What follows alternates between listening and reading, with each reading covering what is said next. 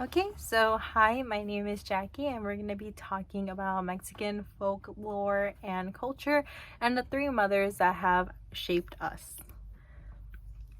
So, starting off with the idea of archetypes, what even is it? So, it's a pattern that connects people all around the world across time and culture. So, specifically, we're going to be talking about the mother archetype. So, we're going to be talking about how, just like any other archetype, it has so many different aspects to it. So, it can range from personal mothers that we actually know or have relationships with, or we could talk about figurative mothers, which we could think about different goddesses. We could also think about things that represent the idea of having a goal, longing for redemption, fertility, and fruitfulness. Digging deeper into the mother archetype, we have to understand that there is a duality with the nature of being a mother or the mother. They have the ability to create and actually destroy life right at the palm of their hands. So we could think about two different narratives of this. We think about the loving mother and the terrible mother. The loving mother, we could think about Mother Earth, maternal sympathy, wisdom, growth, fertility, transformation, rebirth. Terrible mother, on this side, we could think about any Disney classic has this kind of narrative. So we have the devouring mother, femme fatale, secrets, world of the dead, poison, danger, fear. All of that builds that. I'm going to talk about La Virgencita, La Maneche, and La Llorona. So what is a folktale? In short, it's just a broadly used to include any traditional dramatic or oral narrative. This can include serious myths of the supernatural. It can be used for entertainment, accounts of historical events, moralistic fables, and all that kind of stuff. So these folktales can become a very core element in the shaping of a society and can become guiding points for creating an individual's personal set of morals. And specifically, very, very interested in the influence that the Virgin Mary has in Mexico, but also how important the mother figure is in creating culturally acceptable borders for female behavior. So with the Virgin Mary, we can kind of talk about her story and her myth.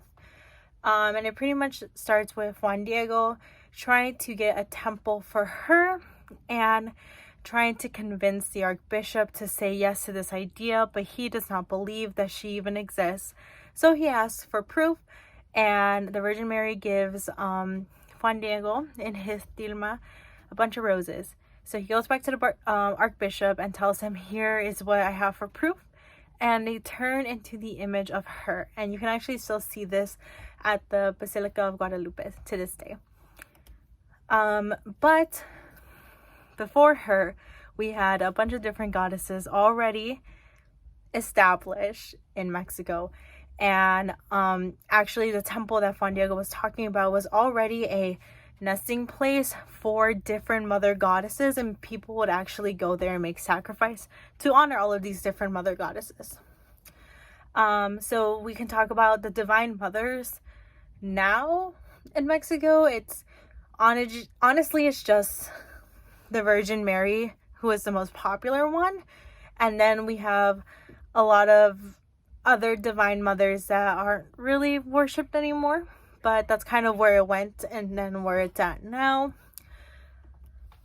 And then we can also talk about La Llorona at this point. So she was an indigenous woman named Maria. And the story kind of has different variation, but pretty much she gets married to a really handsome man and they have 2 children. He is unfaithful and unloyal to her, and in a rage she kills her children. And she is punished to roam around the afterlife to find the remains of her children. And again, very different variations. But another side to her is the idea of the longing aspect, which we talked earlier. And there is actually a very old folk song where it mentions this idea of longing and just the idea of wanting to and being devoted to someone, but not having it actually fulfill you. So I thought that was interesting because we get this idea of her being monstrous, but we also get the idea of having sympathy with the idea of, belonging, which I think everyone has experienced. So then we have La Malinche, which she was said to be sexually appealing, and she was enslaved. She was an enslaved Native woman who acted as the main interpreter for Hernan Cortez during his conquest of the Aztec Empire. She is condemned.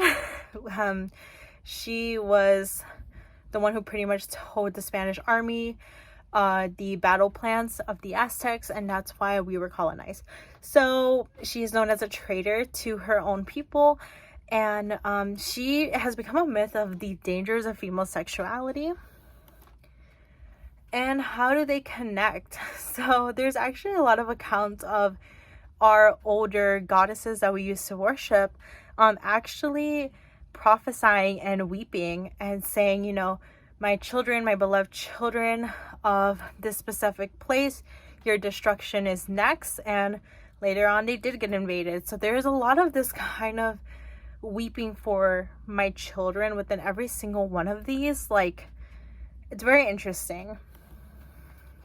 But all three of them actually did teach us a lot. So the Virgin Mary, who was someone who has not abandoned us, and I also tend to believe that all of the older goddesses are actually different variations of the Virgin Mary, so that has not abandoned us. La Chingada, or Malinche, was the one who we have actually abandoned. And La Llorona, which is the mother who seeks her lost children, and she could be a combination of both of these different mothers. So the Guadalupe can actually be to make us docile, enduring. La Chingada, which is La Malinche, is to make us ashamed of our indigenous side, which is still very relevant today. And also La Llorona to make us long-suffering people. I think all of these three are very, very intriguing when it comes to the story and how relevant they still are today.